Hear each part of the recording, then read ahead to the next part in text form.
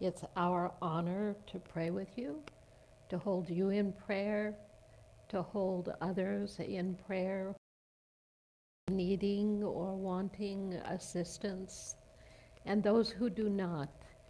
We say in the great work of prayer, we allow a light to be present for all those who are reaching for assistance in any way, or for awakening, for realization. And so the prayer box is there for you. And I feel like there's something really important I'm supposed to tell you. The men's group, I think, is next Saturday. Yes, men's group. You know, all of these things are generally on the back of your program. Please remember to look to see what's coming up. Thank you, Dee.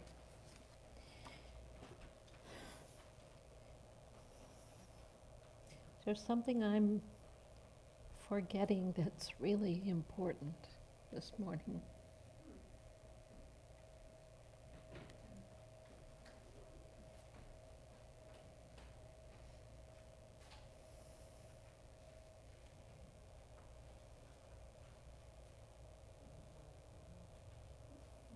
Can we ask the question and just listen?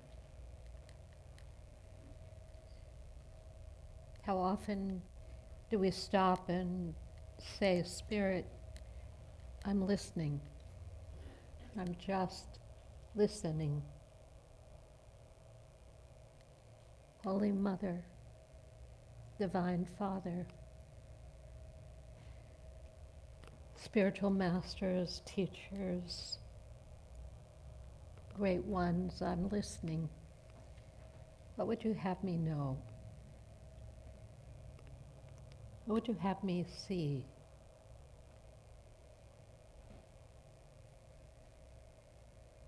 And then we listen. We become still by moving within, and we listen.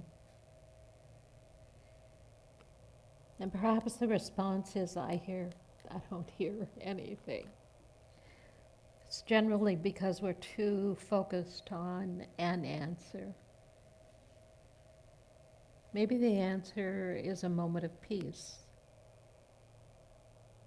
Perhaps the answer is the deep breath you take.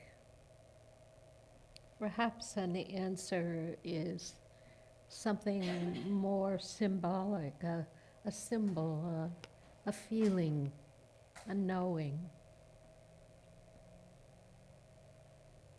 Our time of meditation on Sundays is the sound of my voice and some music from Ward, but it's actually your listening time that just simply creates the space, if you will, for deeper listening. Our song this morning is Spirit Guide My Day.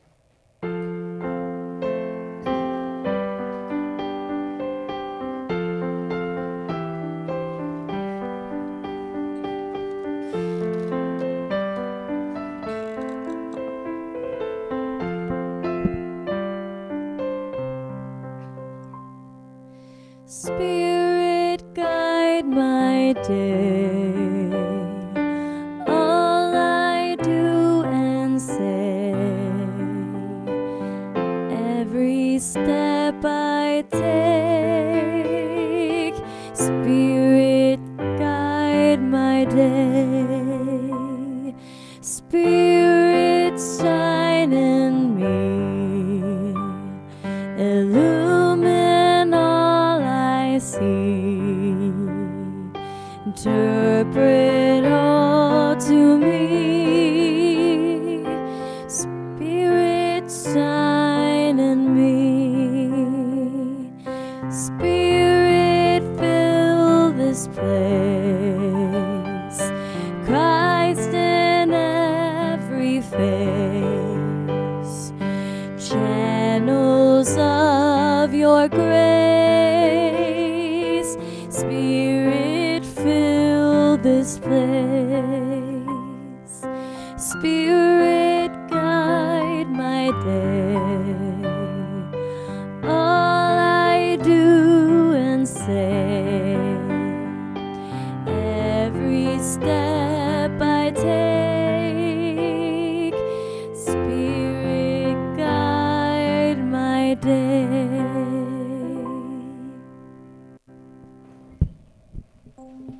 as you free up your body for a bit of letting go time, allow yourself simply to be at rest.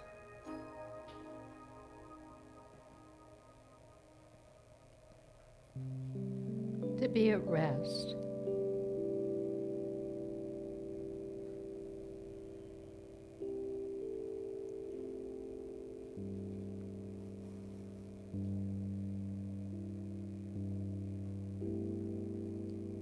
Allowing your body to open.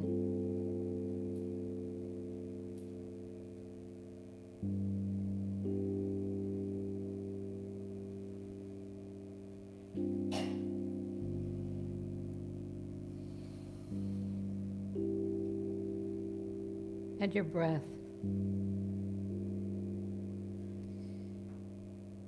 And your breath to become a point of awareness.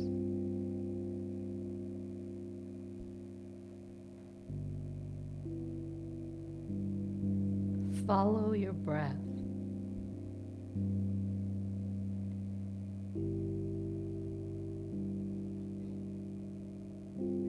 And experience the natural rhythm.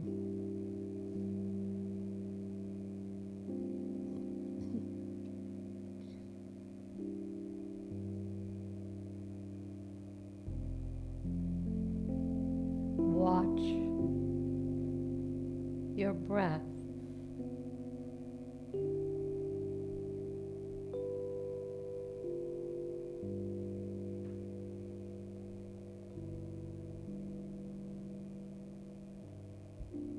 And notice the ability, the inner ability to be that one who is watching your breath.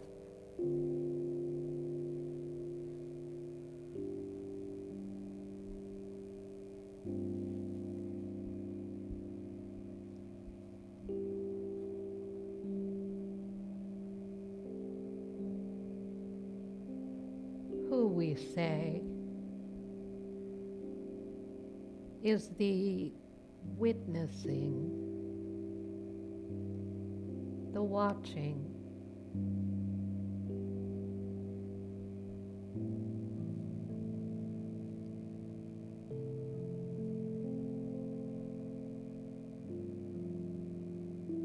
Within your being.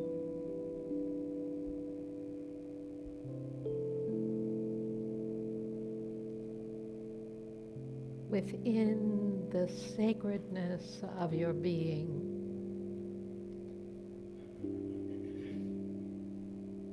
Is your capacity to see and witness.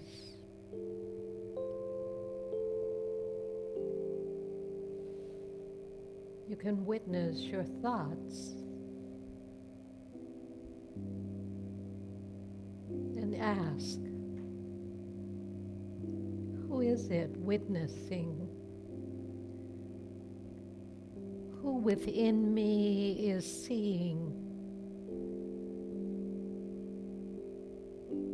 As you move through your body, you become an observer of the wonder and the magic of your body.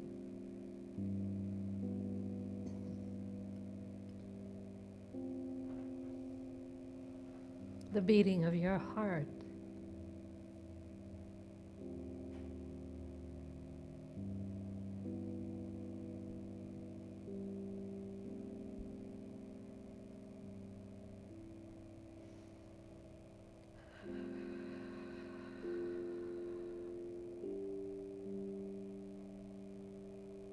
You are that which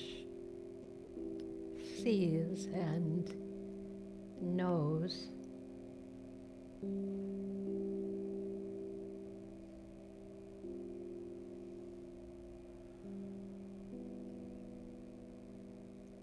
when we say,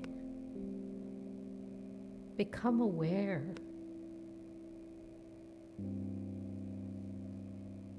it allows your attention to shift.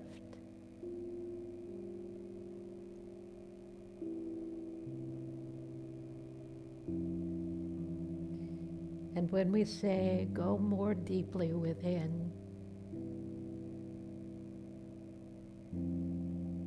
you see that it's already so.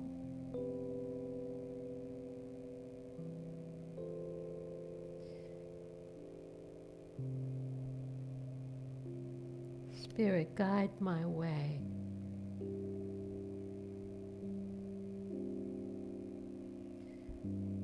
Allow me to see the power of your presence at work within me.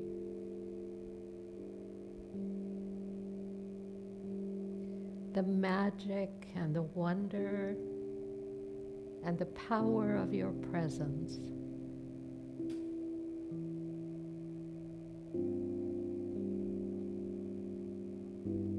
Moving in and through me as the life force that heals and mends and restores perfection.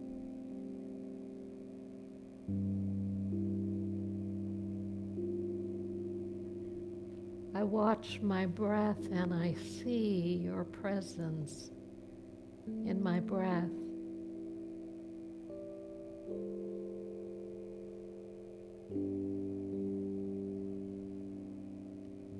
And I see and hold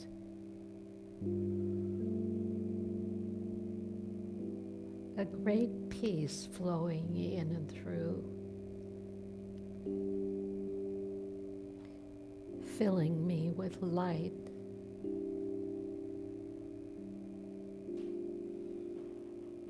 Restoring the perfect order.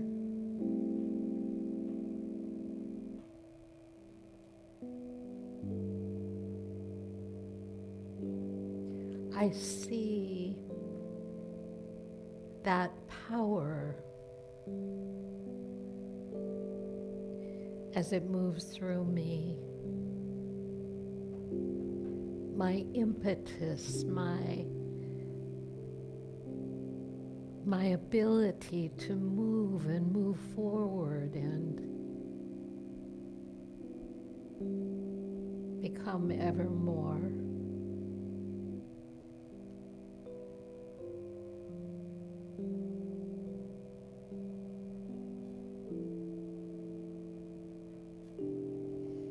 I see your light within me.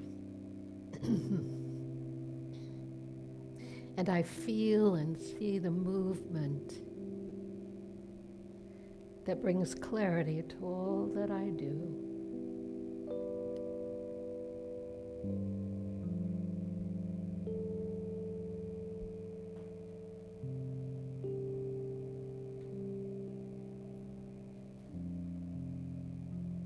And so I ask, what would you have me know today?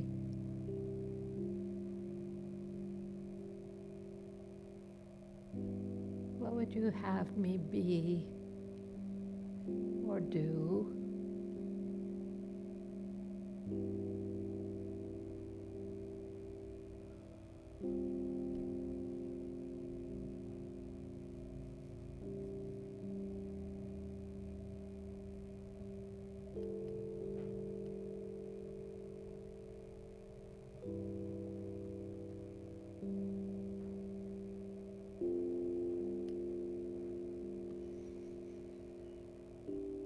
Today we hold prayers for all.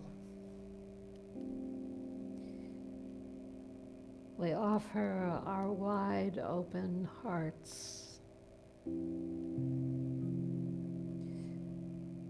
to people throughout the world who are struggling, who are warring and forgetting that they too they too are born to walk the path of peace. We extend blessing to every form of life. Swimming, running, climbing, everything green, everything expressing for our blessing and our benefit. Today is a day of majesty and glory. We rejoice and we are glad in it. And so we pray, offering thanksgiving to that which moves in us, through us, around us, as us. And so it is. Amen.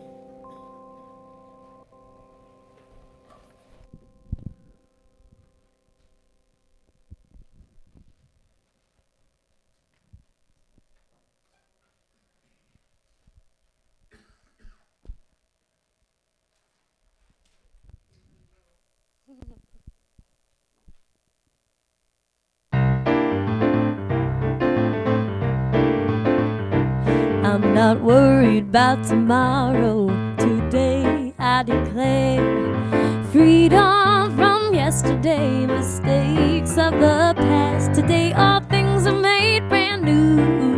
And don't it feel good to know all is well and unfolding as it should? I can change my reality by changing my mind. Perfect peace, joy, and happiness is yours and is mine. I am blessed and so are you. And don't it feel good to know all is well and unfolding as it should? All is well, all is well. Divine Spirit is directing me right now. Let me hear you say, all is well, all is well, all is well, and unfolding as it should. I am cloaked in the Spirit, I am fed by the divine. Perfect peace, joy, and happiness is yours and is mine. I am blessed and so are you. And don't it feel good to know all is well and unfolding as it should? Let me hear you say, all is well, all is well. Divine Spirit is directing me right now. All is well, all is well, all is well and unfolding as it should. Let's do it again. All is well, all is well. Divine Spirit is directing me right now. Let me hear you. All is well, all is well, all is well and unfolding as it should. All is well and unfolding as it should. All is well and unfolding as it should.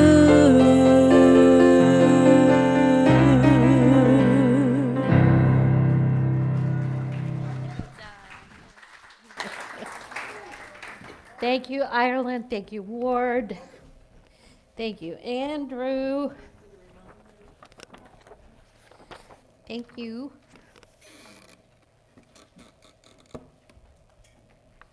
Alan Cohen writes a story.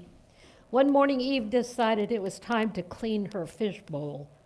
Unable to find a container in which to put her two goldfish, yin and yang, while the bowl was being cleaned, Eve put about 2 inches of water into her bathtub and lovingly placed the little creatures there. When she finished scrubbing the bowl and putting the ceramic deep sea diver in a new position, Eve returned to find yin and yang engaged in a very thought-provoking behavior. The two goldfish were swimming around in one little corner of the bathtub, in a circle no bigger than the fishbowl. Alan Cohen writes, in many ways we humans are like goldfish. We develop our patterns, our habits, and our taught lifestyles, adopted from our families, friends, race-conscious beliefs, television, other people's opinions, commonly held beliefs, cultural norms. And then when we have the chance to go beyond them to discover a new and freer dimension, we prefer to remain in our tiny corner of the world, swimming in familiar circumstances, even when they aren't. Talking about patterns, talking about thought patterns. Unity in its inception was based on the power we have to change our minds and divinely recognize our divine beingness through divine inspiration, through turning toward the power within us, then to recognize that we had the power for change and that we were not confined to fish bowls of consciousness, or bathtubs, if you will, but that we, in fact, are limitless beings, created and inheriting the limitless reality that is the truth, as they called it. The truth, limitless, infinite possibility and truth, present in and through all of life, at all time, throughout history, throughout the present, throughout that which will be. In unity, they said, we are constantly outgrowing our previous perception of who we are and the limits we have held. We are continuously outgrowing the limitations of our own perceptions. And in that, finding more freedom, more possibility, and more, if you will, prosperity of being. That sense of overflowing fulfillment, if you would, and whatever is the feast of that for you in your life, whatever it means.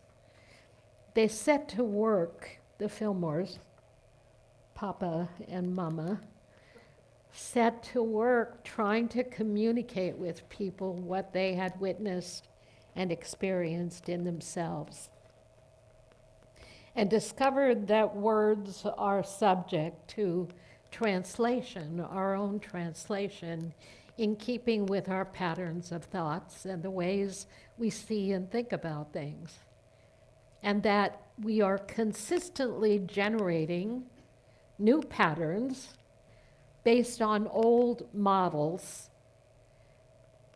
that no longer serve our highest good, that we have the capacity to move beyond that old model of being and thinking when we start to think about things from a higher point of view, which is what much of unity is about. How do I gain that higher perspective, that greater point of view? The one that I'm chewing on at the current time in my life is the place, the fertile soil is preparing for me to have whatever my next growth is. I am personally, or you are personally, or we are collectively in that exploration. What is it that is occurring that can set me free of a pattern that I have held that repeats itself in my thoughts under the surface where I don't even see it but function automatically in accord with that pattern over and over again? And so what the Fillmores tried to do and what they created in Unity was breaking that mold, breaking that patterned mold. And they talked a lot about the use of what they call thought conditioners. We would call them spiritual power tools.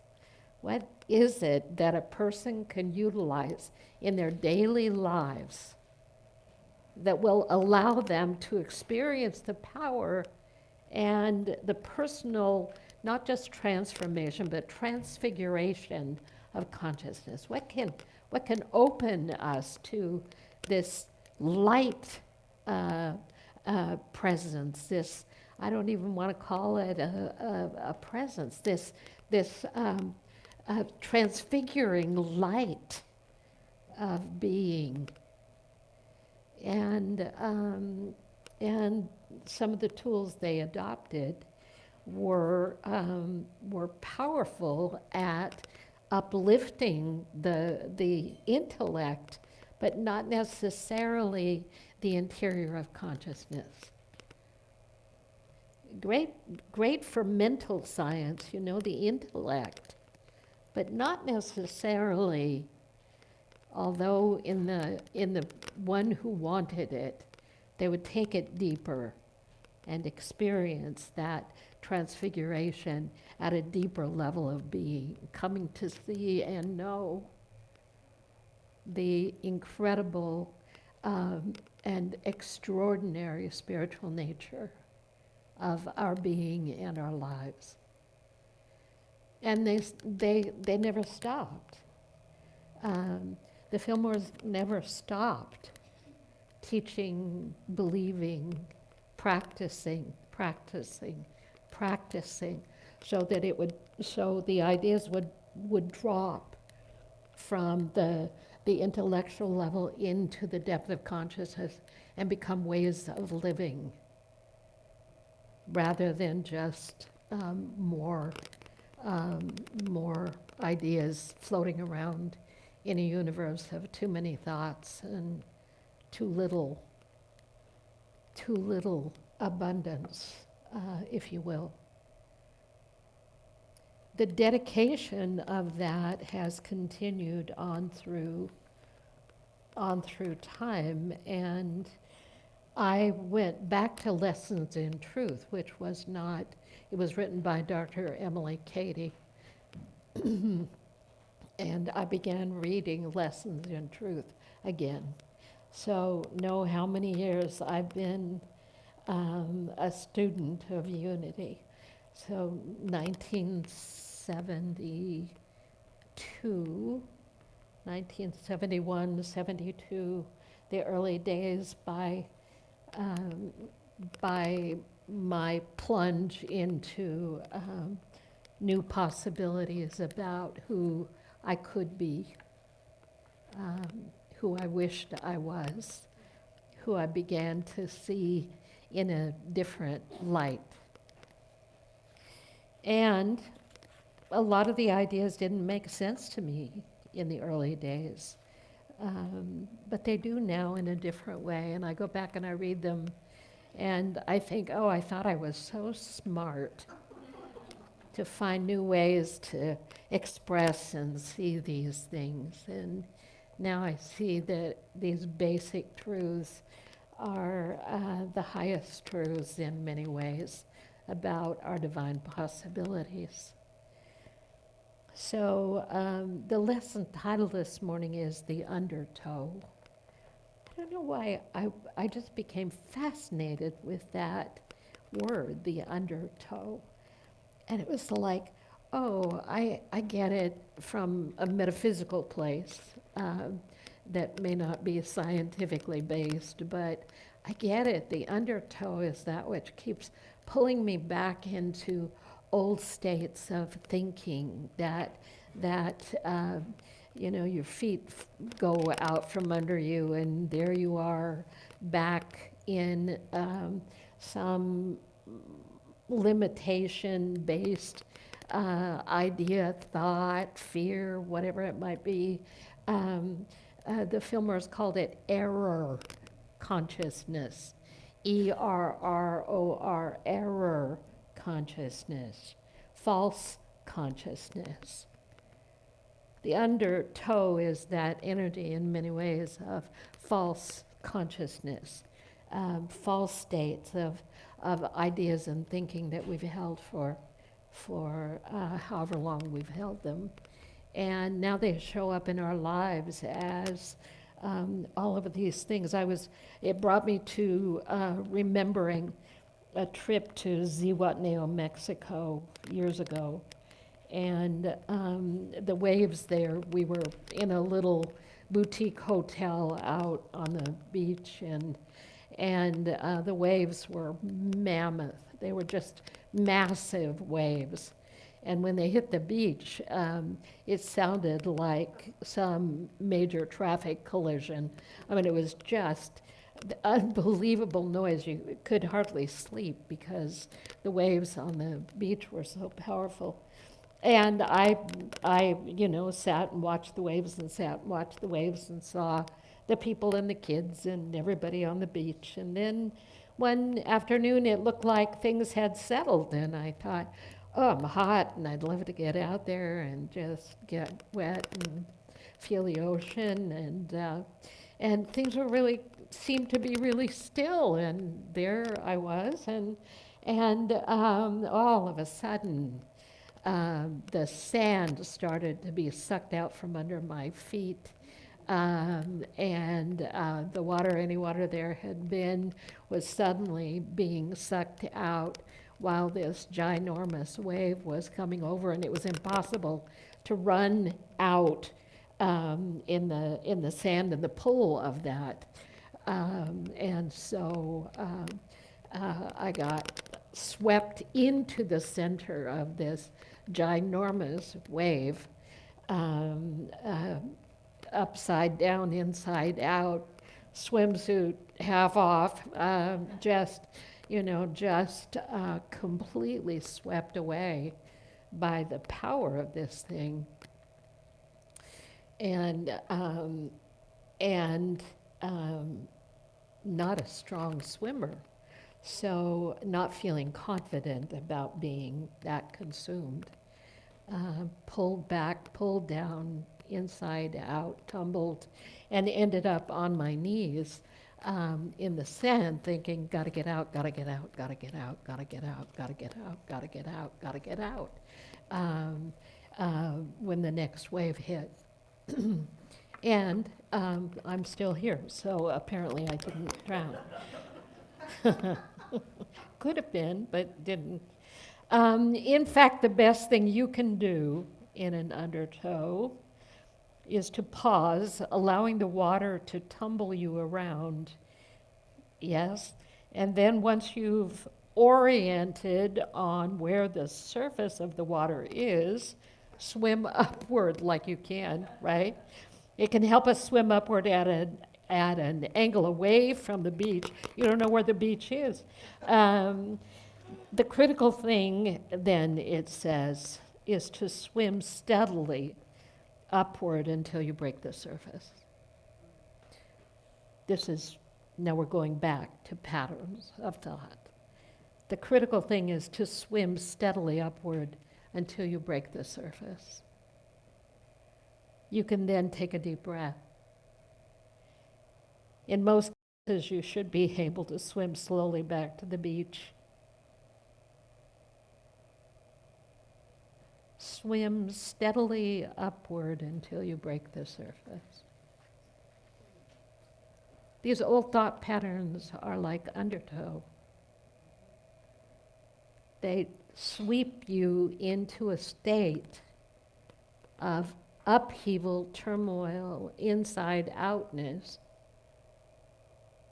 that is inviting something more in the midst of it if you don't drown. And that is to swim steadily upward toward the light. Swimming wasn't what I did, and it wasn't graceful. Any of those major things I've ever done that would test the universe in some way or another, they never go well for me. It's, I told you about Trust Falls a couple weeks ago, and I have a lot of those stories, and none of them are like glorious. Look what I did. No, they're all like this one. Swim or move steadily upward toward the surface, toward the light. And I thought that's what so many of these teachings allow us to employ. Swim upward, move consciousness upward when you're in that state of being dragged into another old pattern of behavior and being.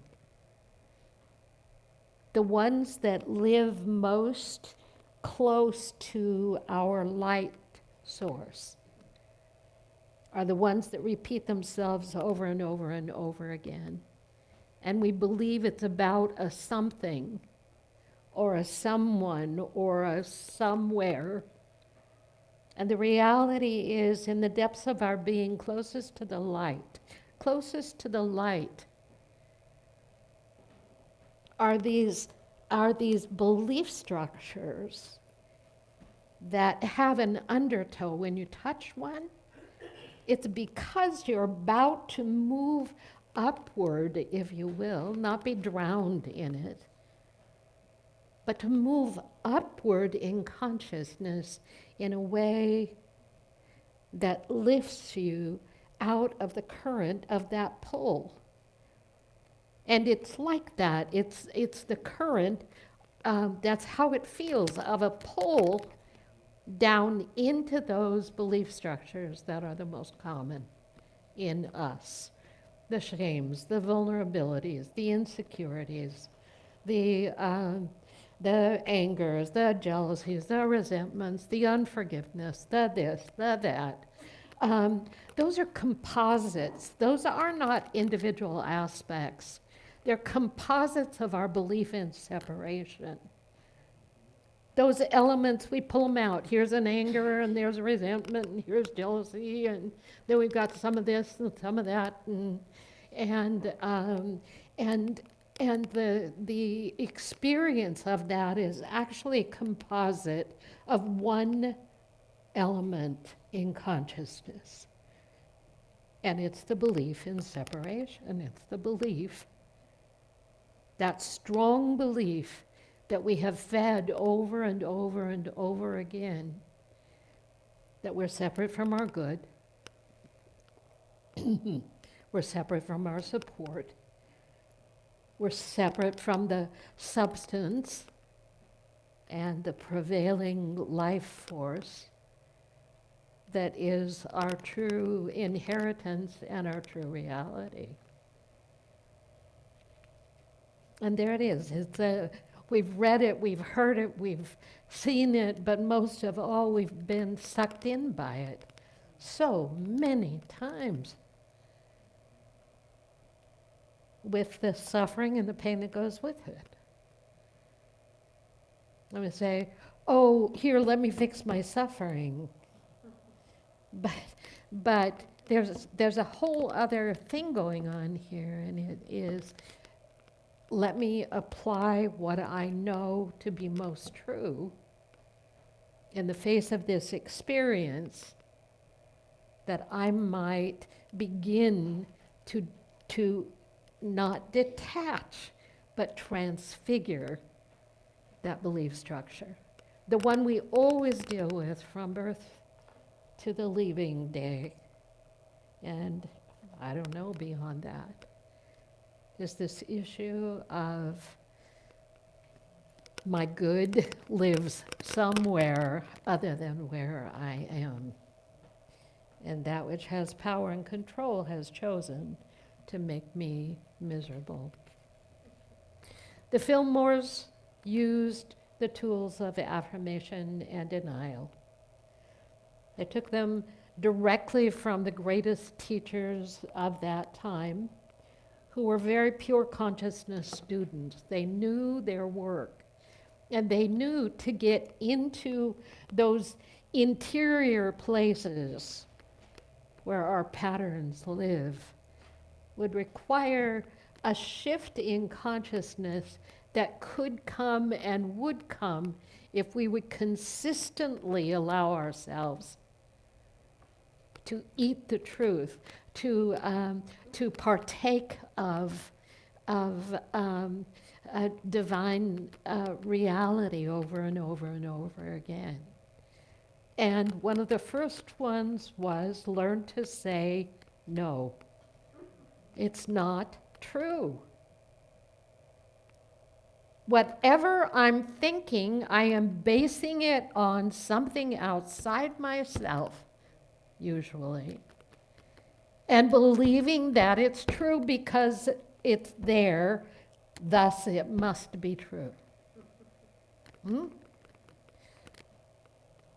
The appearance, they say, in the old and the wonderful teachings, the appearance is created out of our own thought projection. It looks real, it feels real, the cut looks real, the accident seems real. It's not to say it's not a happening, it's to say it's not the core of truth.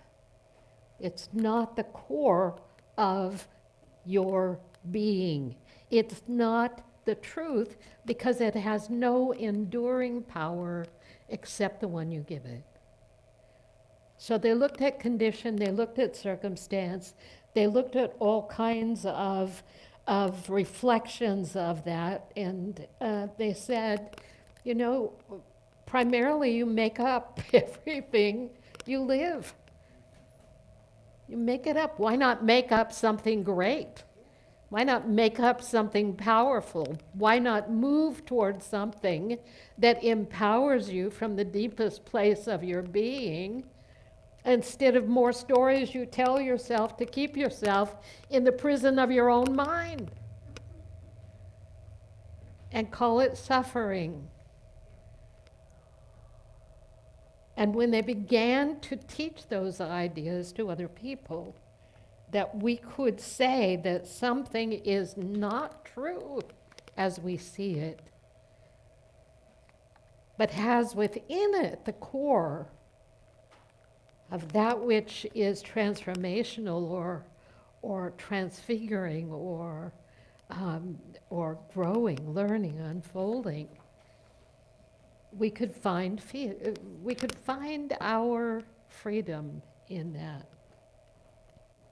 So a denial. A denial. Here are 3 of them. There is no evil in me. An interesting denial. We're working with the latter 1800s. We're working with Dr. Emily Cady's work. Profound. What is she saying? She's saying, there's nothing wrong in me. I'm not broken, flawed. I was born in sin. I'm a free, unlimited being. Well, we can act in quote-unquote evil ways, but it doesn't endure like when you... I watched the eclipse. Well, obviously not outside, but on TV. And I watched it as it went across the country in all the places from Mexico on. And I watched every one of them. And it was like, even at the darkest point, there was still light. I kept looking for absolute dark. Like if they went away from, nope. Even in absolute dark, there was light. Even in times when it absolutely seems like the reality is some kind of dark thing that's at the doorstep or in the midst of me.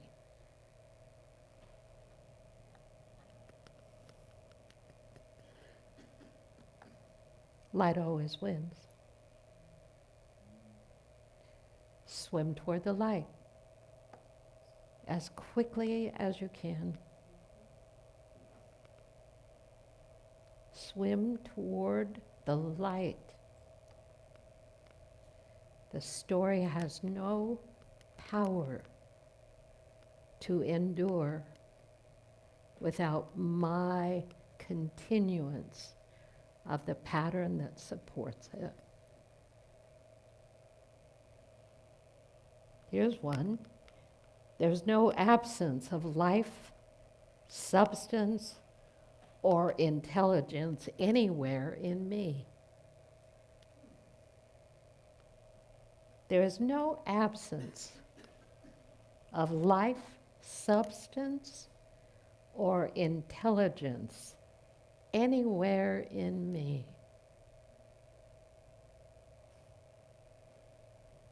What would that say about us? Who would you be if you believed that there was no lack of substance, divine intelligence, or life in you? What possibilities does that open for us? And this is a third one. There's nothing in all the universe for me to fear. There's nothing in all the universe for me to fear. There's nothing in all the universe for me to fear. Well, then we start. Then the mind starts. Did you hear it? Now, what about, and the murmuring begins, and the murmuring begins, and the murmuring begins. And when we hold to an idea like that, a power, a truth, a reality, we start swimming upward into a state where we can affirm, I am one with the power of life. You say, well, I've heard you say that before. Look at you, you've had cancer twice, practically on your deathbed. Talk to me about life. Why didn't you have a full healing? Well, did I? Did I? How could I not have a full healing? In a chemo chair, in a cancer clinic. How could I not have a full healing? I was never sick. I was never sick. The body that I identify with so closely, that seems to be my everyday something to deal with, was never sick. Oh, there were some cells that went awry, who forgot who they were. But the life force of the being that animates me can never die. The life possibility that lives in our cells and atoms and animates our being can never disappear from that which we call life. Oh, it changes form, it deteriorates, it dissipates. But what's the animating energy behind that? Does my mind dissipate? Does my heart give up on the possibility of that which is ever working forward and upward toward my good?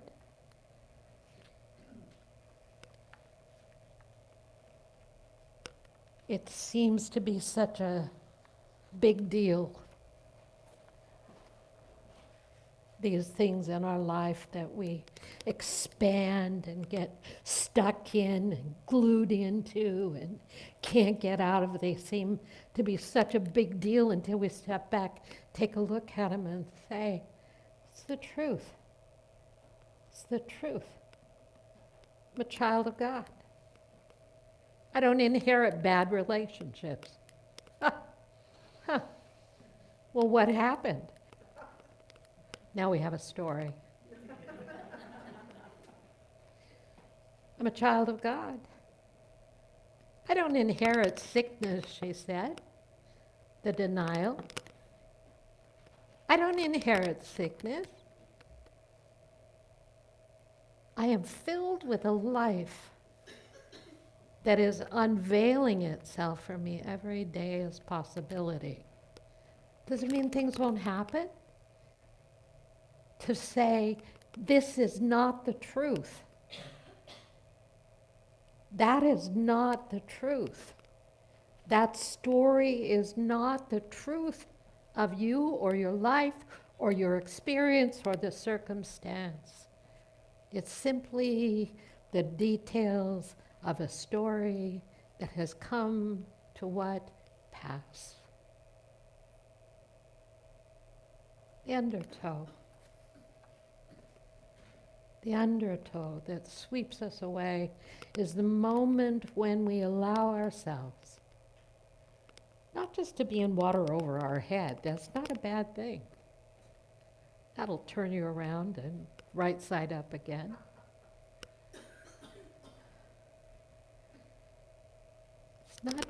It's not just water over your head.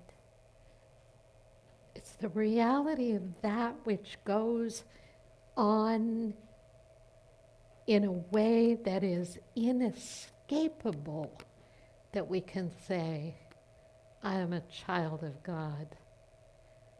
Not denied by circumstance, not denied by condition, not denied because of what I call failure, not denied because it didn't turn out the way I wanted it to.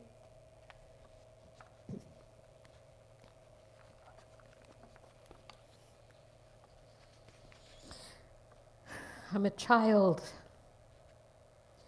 of spirit, perfect, holy, harmonious.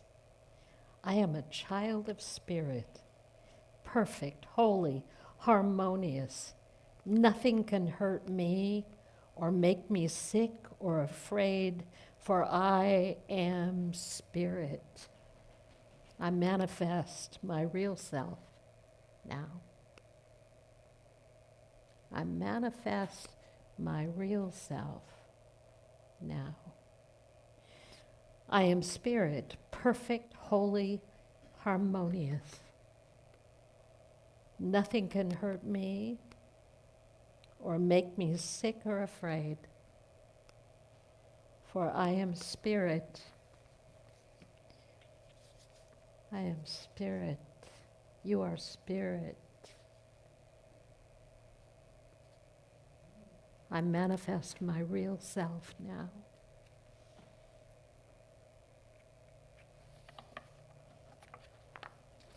We'll do more of these next week as we look at the whole idea of personality and individuality, the part of me that thinks I'm a people. Great teachings. So Emily, Katie, and I are going deep together. We're hanging out. If you haven't read Lessons in Truth, or if you have, start over. Start over. It's great, great uplift for your soul and your spirit and your life. As we share our tithes and love offerings and prepare for our birthday celebration, we do so in the understanding that divine substance is the source of all abundance. We engage in the flow of divine substance through giving, and it is an infinite possibility that what we receive in return is multiplied thousands of times over. I give joyfully and easily, for God is my source, and abundance is my nature. So it is.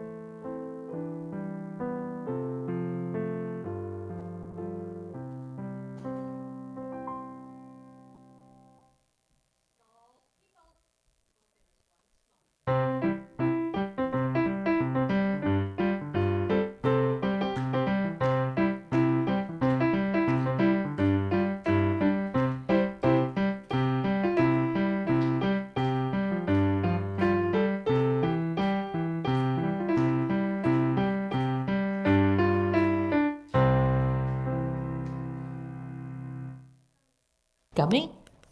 Is it? Yeah, show me your tongue. Show me your tongue. What color? Is it red? Yeah. Okay. You want to blast? You want to be blessed? You want to be blessed? All right, everybody. We love you. We bless you. We appreciate you just the way you are. Aren't we lucky? Are we fortunate? So glad you're here. So glad you're here. Did you know my birthday's this week? What? I know, really. It happens to old people too. I know, we just keep growing and growing. And you're this side. Yeah. Yeah, she's growing. I'm getting shorter. But that's another thing. Oh, yeah, there you go. All right, you all. The prayer for protection. The light of God surrounds us. The love of God enfolds us. The power of God protects us. I think I repeated the wrong thing.